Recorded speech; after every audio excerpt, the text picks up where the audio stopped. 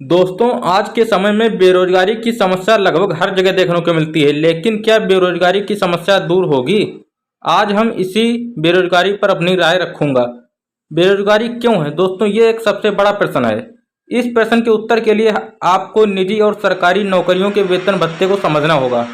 ऐसा इसलिए आवश्यक है, इसे आप ऐसे समझें कि कोई व्यक्ति निजी संस्थान में कार्य कर रहा है और उसकी सैलरी मात्र 10,000 रुपये है, और उसी कार्य को कोई सरकारी कर्मचारी कर रहा है तो उसकी सैलरी 30,000 रुपये है दोस्तों। जैसे अध्यापक। कुल मिलाकर कहने का तात्पर्य यह है कि आय असमानता में हुई वृद्धि। इसी असमानता को देखते हुए कोई बेवकूफ़ ही होगा जो सरकारी नौकरी का प्रयास नहीं करेगा, और इसी के चलते लाखों करोड़ लोग सरकारी नौकरी में फार्म आवेदन करते हैं।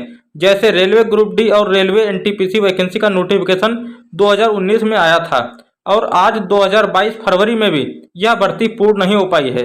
और भर्ती प्रक्रिया पूर्ण न होने का मात्र एक कारण है, सिर्फ आय असमानता।